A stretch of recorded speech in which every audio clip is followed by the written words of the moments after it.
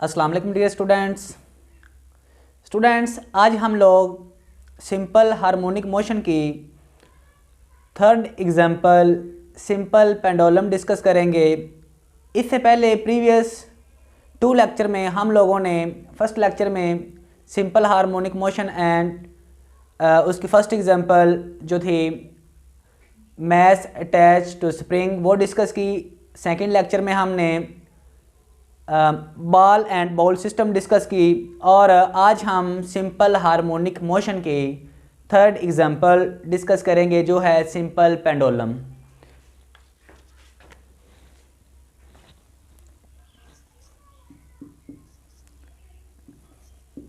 Simple pendulum students, simple pendulum simple harmonic motion के मुताबिक ही काम करता है। सिंपल पेंडुलम एक रस्सी, एक स्टैंड और एक बॉब के ऊपर मुश्तमिल होता है। जो हमारे पास एक रस्सी होती है, ब्रिक रस्सी, उसको हमने एक स्टैंड, उसका जो ऊपर वाला सिरा है उसको हमने एक स्टैंड के साथ फिक्स किया हुआ है। ये हमारे पास एक स्टैंड है, रस्सी का ऊपर वाला सिरा हमने एक स्टैंड के साथ फिक्स किया हुआ है।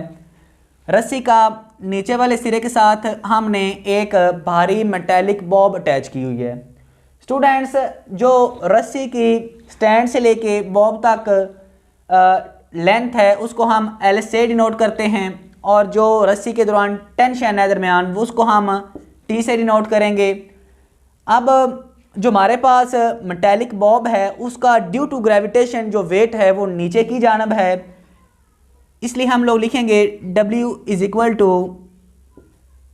mg।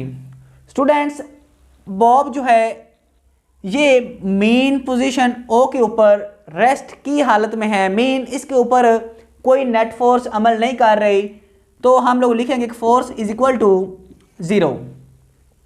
स्टूडेंट्स, अगर हम लोग मेटेलिक बॉब के ऊपर एक फोर्स अप्लाई करें तो जो मेटेलिक बॉब होगा वो डिस्प्लेसमेंट कवर करेगा। हमने इसके ऊपर एक फोर्स अप्लाई की, जो मेटेलिक बॉब था उसने ये डिस्टेंस कवर किया, डिस्प्लेसमेंट कवर किया। जो मेटेलिक बॉब था वो इस पोजीशन पे आ गया। स्टूडेंट्स, जो हम इसके ऊपर फोर्स लगाते जाएंगे इसके अंदर एक रिस्टोरिंग फोर्स पैदा होती जाएगी।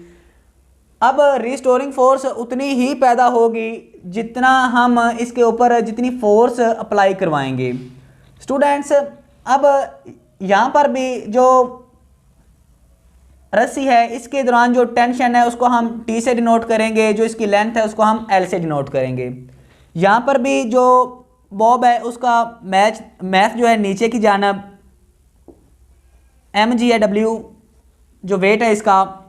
अब अगर हम रस्सी को थोड़ा सा बढ़ा दें तो स्टूडेंट्स स्ट्रिंग की टेंशन और जो हमारे पास वेट है इसके दरमियान जो पहला कंपोनेंट बनेगा वो mg cos थीटा बनेगा, cos थीटा। जो दूसरा कंपोनेंट हमारा बनेगा वो होगा mg sin थीटा। स्टूडेंट्स, जो mg sin थीटा कंपोनेंट है ये रिस्टोरिंग फोर्स का किरदार अदा करेगा। अब अगर हम लोग इस पॉइंट के ऊपर इसको हम लोग ए पॉइंट का नाम दे देते हैं।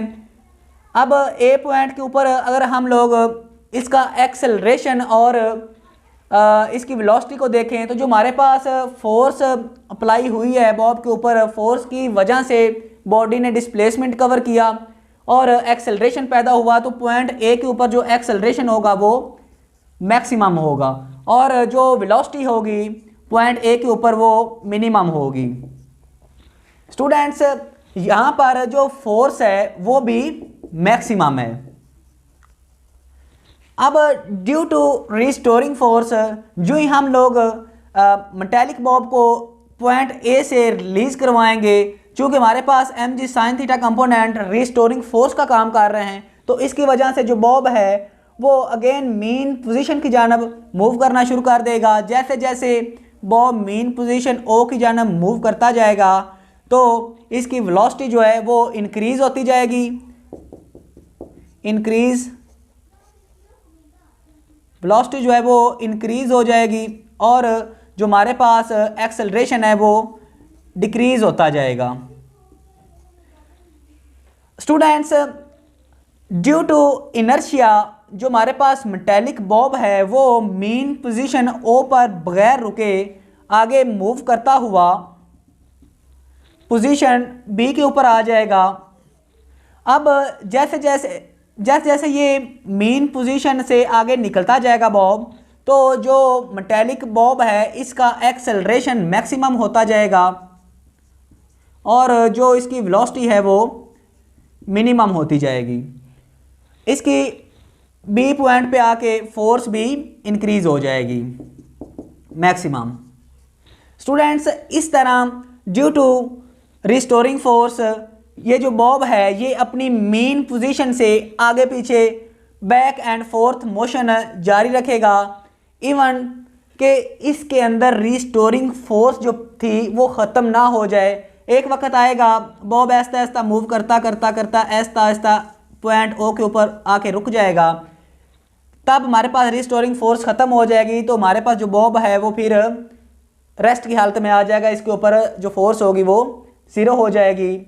स्टूडेंट्स, जो हमारे पास सिंपल पेंडुलम है इसको हम तब बोलेंगे कि ये सिंपल हार्मोनिक मोशन में है जब ये अपनी मेन पोजीशन से आगे पीछे मूव करता रहे। अगर सिंपल जो पेंडुलम है वो अपनी मेन पोजीशन से आगे पीछे मूव ना करे देन ये सिंपल हार्मोनिक मोशन में नहीं होगा। अगर ये किसी और पोजीशन में मूव करता है देन ये सिंपल हार्मोनिक मोशन में नहीं है।